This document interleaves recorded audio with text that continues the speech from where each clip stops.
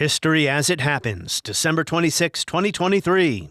Year in Review, Part 1. An unsurprising poll, the majority of Americans have lost faith and trust in U.S. institutions. Religion, government, the media. For 7 years, we've been engaged in an epic struggle to rescue our country from the sinister forces within who hate it. They hate our country and who want to destroy it. Can be no other reason. We know that our allies, and maybe most importantly, our adversaries and competitors, are watching.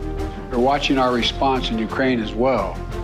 And if we walk away and let Putin erase Ukraine's independence, would-be aggressors around the world would be emboldened to try the same. But Ukrainian commanders say this march into the village of Robertine... More than 700 Israelis are now feared dead after unprecedented attacks by Hamas militants. Another year of war and political turmoil, technological and scientific breakthroughs, and moments of joy. The highs and lows of the human experience give us much to reflect upon, or complain about.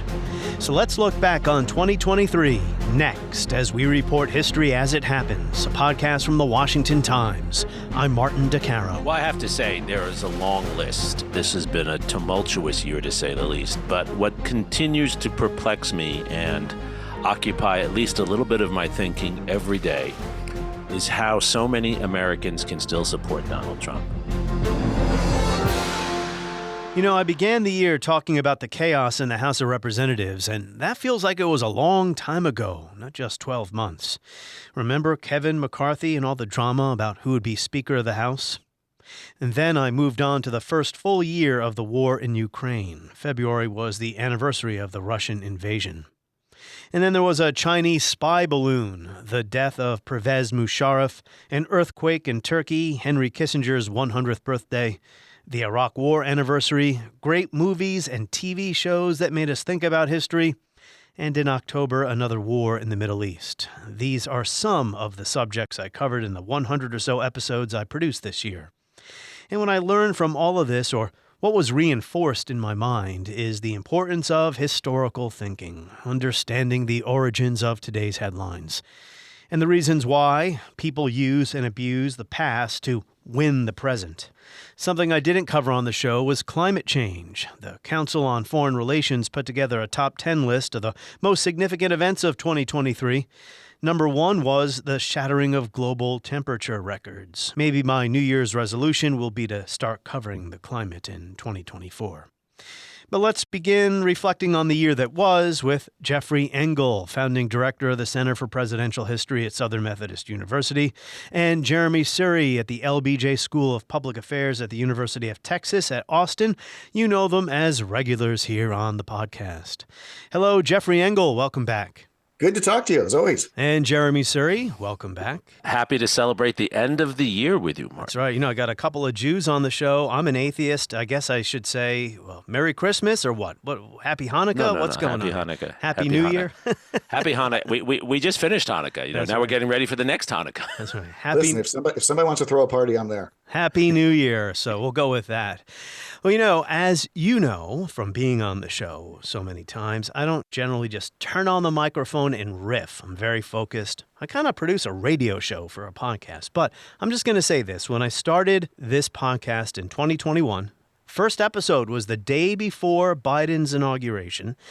I was going to produce 2 episodes per week, and I needed to find historians who would come on and talk to me. Shortly after that, I contacted this guy by the name of Jeffrey Engel, whose book I had read about doing a show about the 30th anniversary of the end of the Cold War. And then at some point, I wanted to do a show about Eisenhower and the military-industrial complex. I got a hold of this fellow named Jeremi Suri. Both of these guys, you have been on my show so many times since then. I just want to say thank you for helping me get my podcast off the ground. Well, we love your podcast, Martin, and it's wonderful to see you flourishing and transforming the world. I know your podcast changes the world every week. Oh, and I love being on a podcast, to be honest, that I listen to. So you like to listen to yourself, maybe that's the problem. I think you know what I meant. Yeah, I know. Come on, I'm giving you a hard time over here. Like I said, a couple of Jews and an Italian walk into a podcast is going to have to be some bad humor.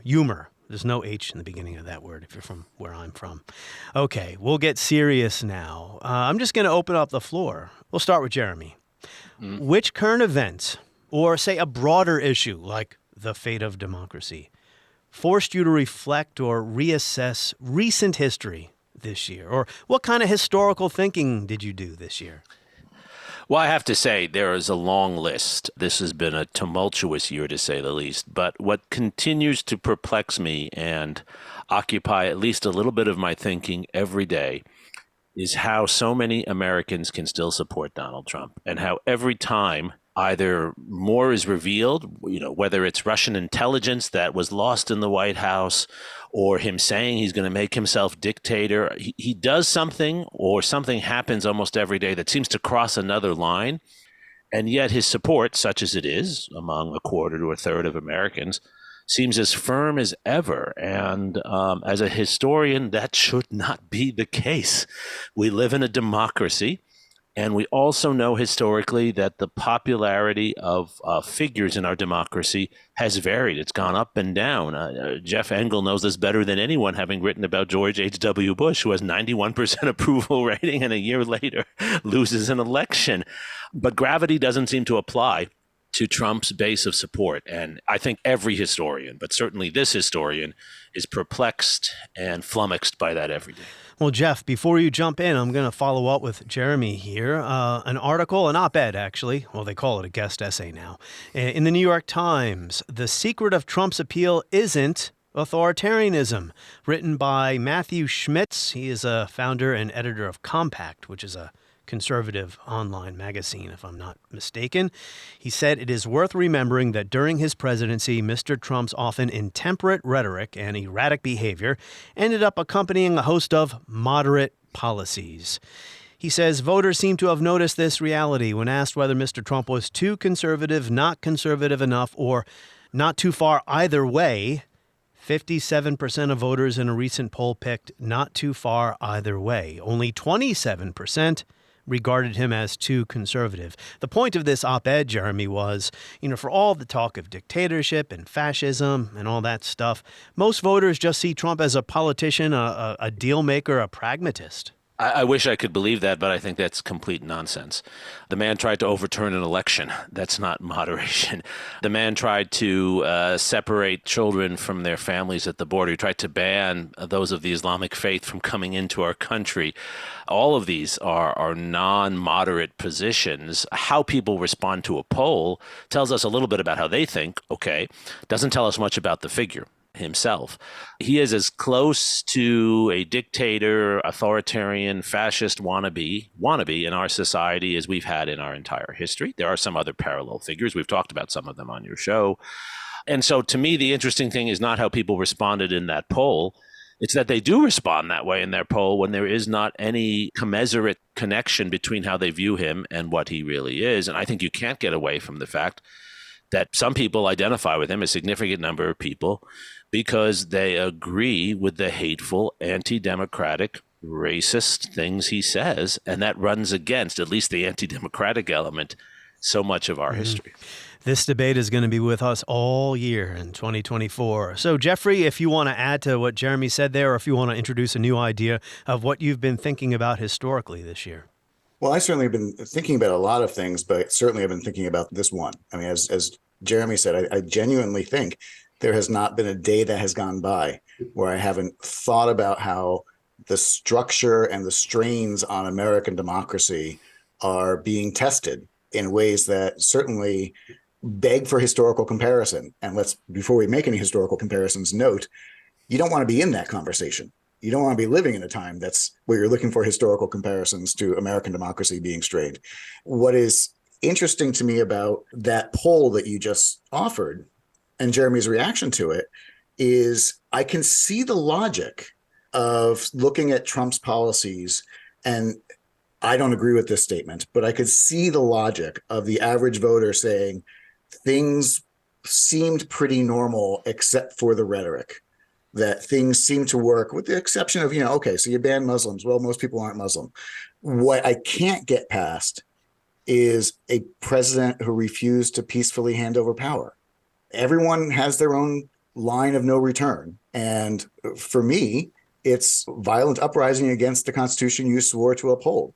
And I don't understand. I genuinely don't understand how people can look past that issue. You want to look past the border stuff? Okay, we can disagree about the border. You want to talk about his relationship with Russia and with strongmen in general? We can have a discussion about that. But I don't understand when a person raises their right hand and says, I promise to protect and defend the Constitution, and then actively does not, in public does the exact opposite. I don't understand why that's not a deal breaker. Yeah, I can't figure it out either, but maybe the answer is not as profound as I might think it is, or some hidden truth that we're searching for. Could simply be that a lot of people saw that, they didn't like it, it didn't actually work, the election was certified as planned, Biden took over, our democracy survived. Trump appears to be, at this particular moment, in December of 2023, he has aspirations for dictatorship, or he has tendencies. I think there's an active debate among some of his supporters over whether or not it's okay to put someone with those tendencies into office because the system will hold. Yeah. And I'm not comfortable with that argument. But the thing that I come back to on Trump that, again, I think about every day is when we look, I've never met the man. So I'm not really comfortable saying he wants to be a dictator. I just don't know how to process that sentence. What I do know is that the historians that I've read who study the typical models for the rise of fascism all say he's checking off every box and taking every step.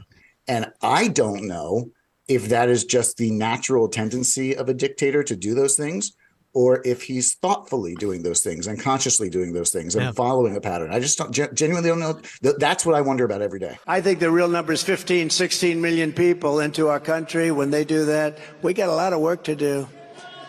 They're poisoning the blood of our country. That's what they've done. They poison mental institutions and prisons all over the world, not just in South America, not just the 3 or 4 countries that we think about, but all over the world. They're coming into our country from Africa, from Asia, all over the world. They're pouring into our country. Nobody's even looking at them. They just come in. The crime is going to be tremendous. The terrorism is going to be. And we built a tremendous piece of the wall, and then we're going to build more.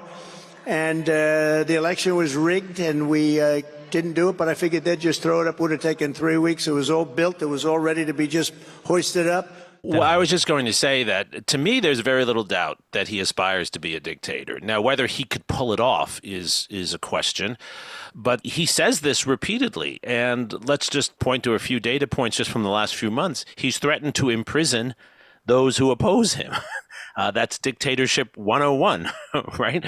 He has threatened to, on his first day, deport. This is just in mid-December, he said this, to deport tens of thousands, hundreds of thousands of people. He said, we have to do it. That is also dictatorship.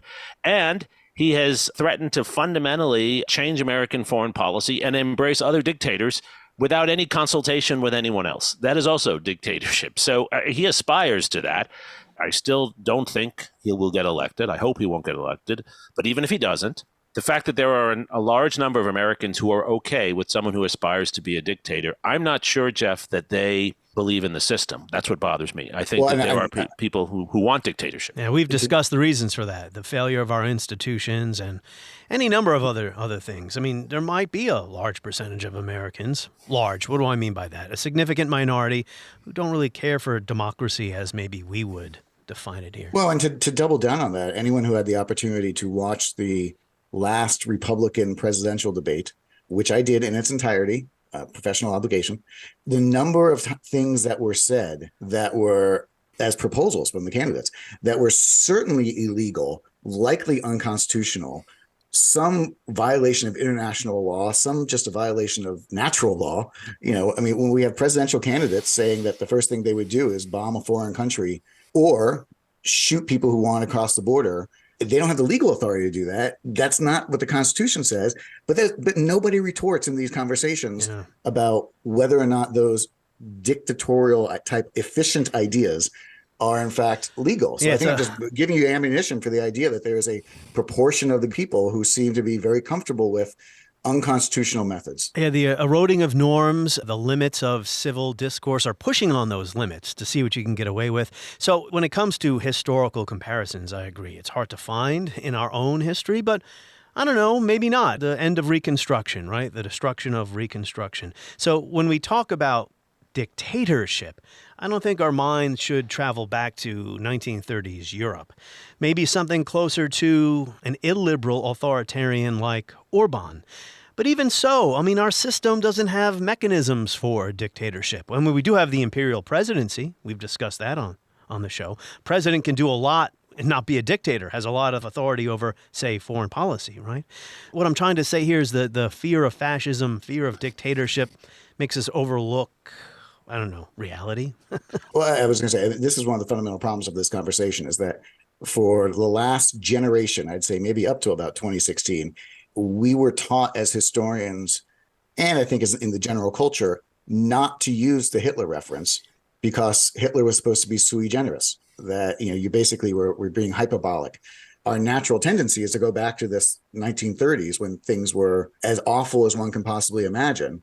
And maybe that's not useful. I mean, I think you can make a good case for Imperial Rome as a case where democracy and the Republic was put away, and then the state actually became stronger. But now I've exhausted the total of my knowledge about Imperial Rome, so we should move to a different topic. Well, I think Imperial Rome is interesting. And of course, for the last 30 years, historians have been asking whether we're the Roman Empire in decline in one version or another. We just weren't talking about the arrival of a Caligula until recently.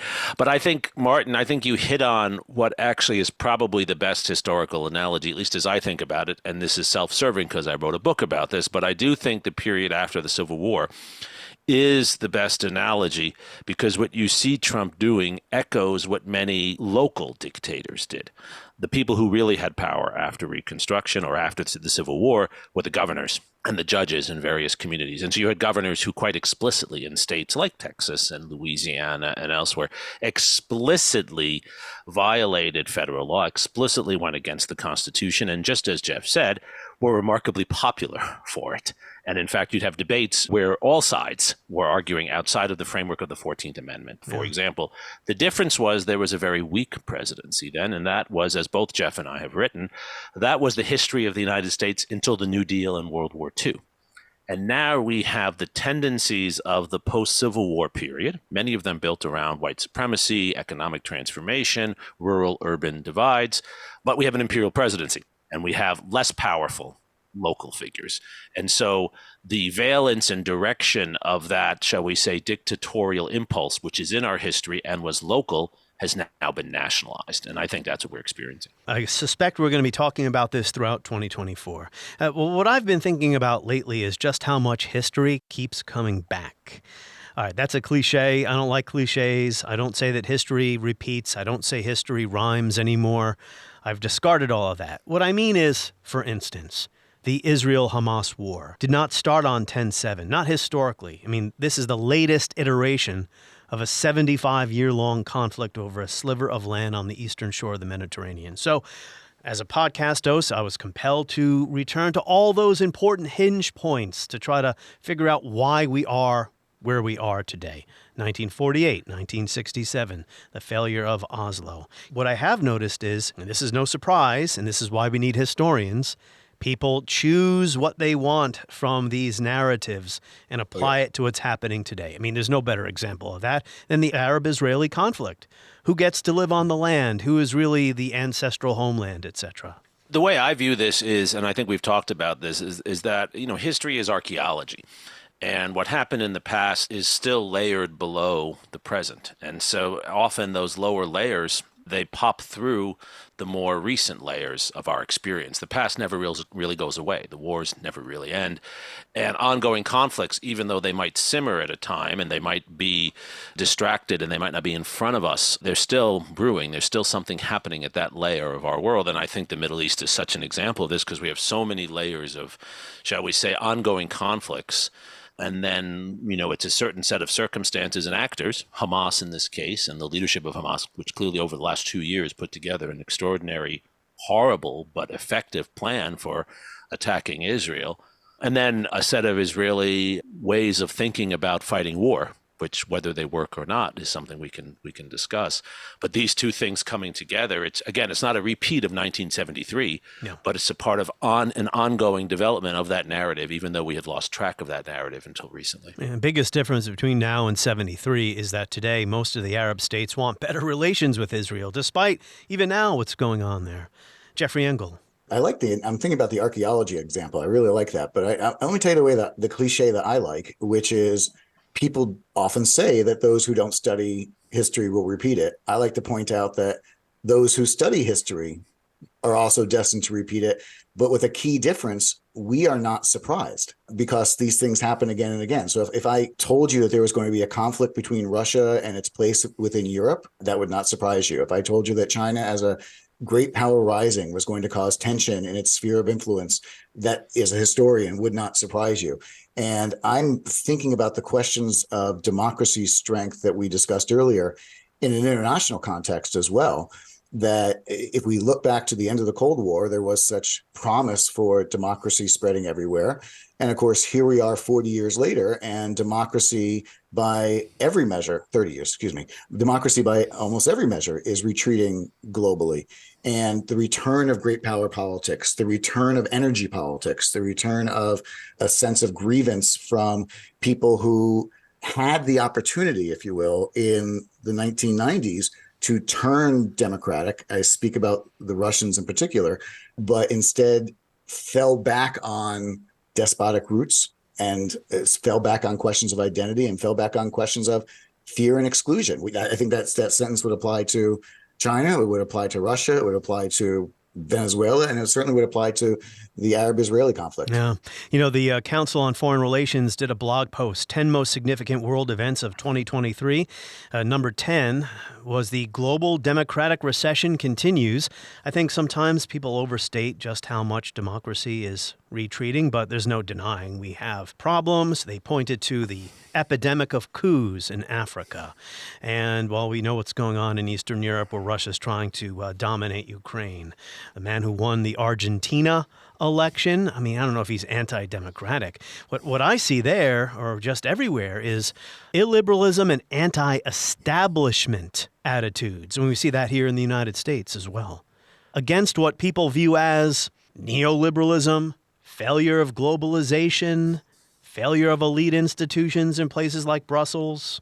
I think there's definitely a trend in that direction. There's a trend in the other direction too, right? And one of the things we have to be careful in a sort of end-of-year review is not simply to look at the world where we are today, but to think about things that are happening that might become more significant next year than they were this year. Next year's crises, there will be crises, will be different from this year's crises. Some of them will be the same, some of them will be different.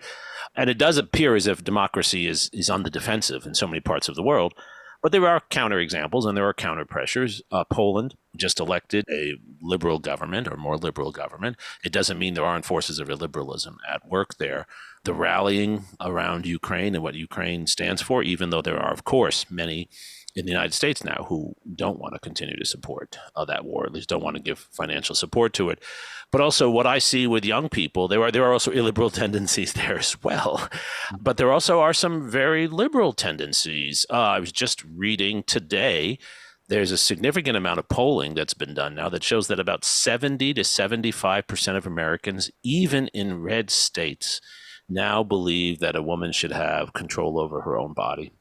And if you did that polling 50 years ago, it would be the exact opposite in blue states, in fact, as well. So there's a real shift. I mean, the question now, this is a point Jeff already referred to, right? Does the structure of our politics allow for this change? The way I see the world is that we have liberal and illiberal tendencies both growing at the same time. And we have structures that favor sometimes one or the other. And in the United States, some of these illiberal tendencies have hijacked some of our institutions, like the U.S. Senate and the House of Representatives and perhaps the Supreme Court. But there's some important institutions, right? As is the case in other parts of the world, but it doesn't mean it will stay that way. We could see in 2024 many of these liberal tendencies, these liberal dynamics taking or retaking control of certain of our institutions. For example, if the leadership of the House of Representatives changes, that could be a sea change in how we think about a lot of these issues. Yeah, and if the people who are winning now fail to deliver on their promises, see the pendulum swing the other way. Before we wrap up what is part one of our two-part conversation, Jeffrey Engel, any final thoughts on this idea of democracy in retreat? Because, it's very trendy, especially here in D.C., for people on the left to talk about this, the Resistance store not far from where I live that was selling Resistance T-shirts. Well, I think we need to... Because it makes you feel like you're living in this pivotal moment in history, but I don't know. I think we have to be humble about this. It's hard to grasp all the dimensions of what's happening as you're living. I was just about to say that it makes me think of our first year historiography class when we all had to learn about the Annal School.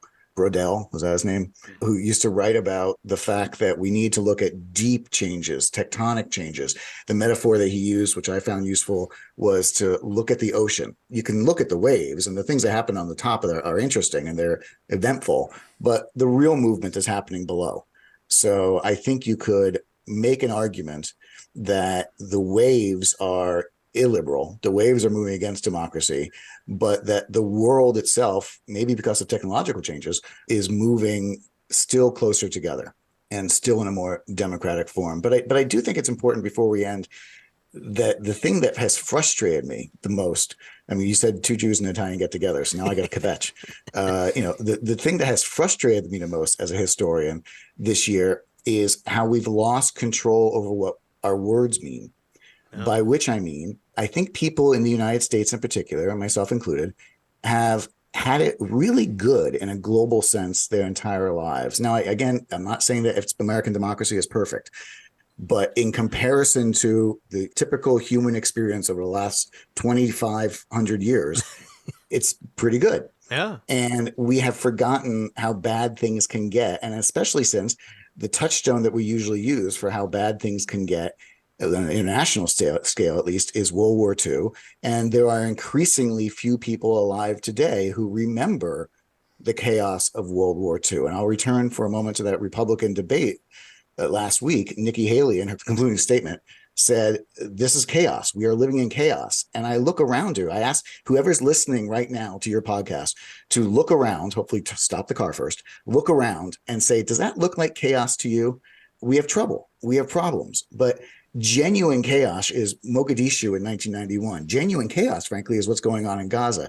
That's not what's going on the streets of America. So if we act as though our hair is on fire when in fact we're only getting singed a little, that's a problem. And yet I would also say sometimes we have bigger problems like the erosion of democracy. Or climate change or, Yes. Something like that. Next topic, right? It's so striking. I agree with you, Jeff. And this is not in any way to diminish or to condescend to the perceptions that people have.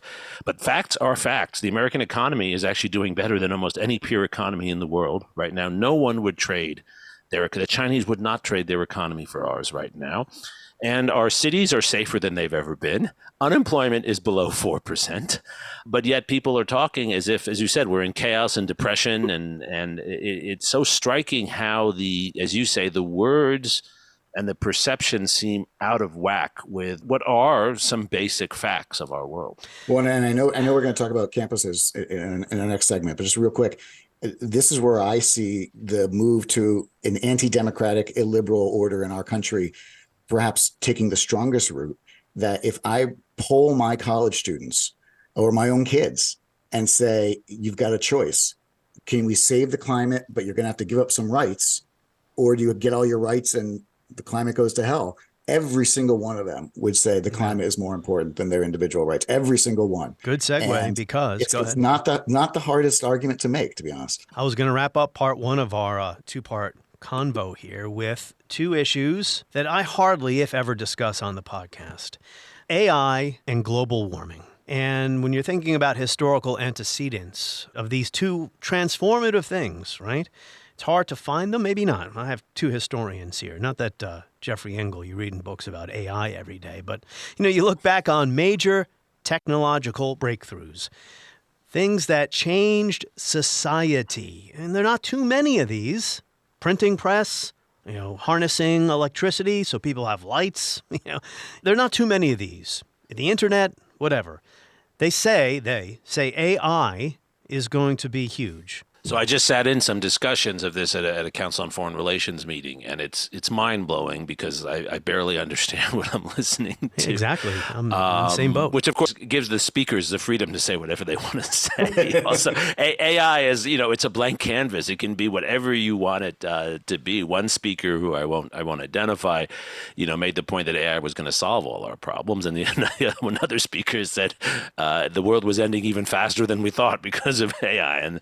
And so I don't know, but I do think that what AI will do one way or another is it will empower a younger generation more quickly than we realize right now.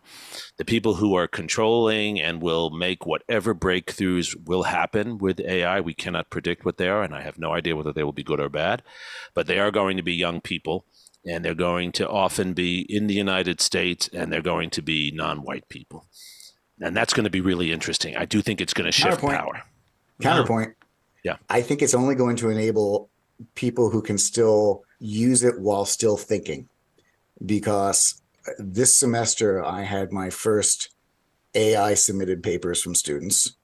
And my initial reaction was to say, who cares? They clearly didn't learn anything. So they're going to get a degree that's actually worthless. And they're going to wind up losing out in life.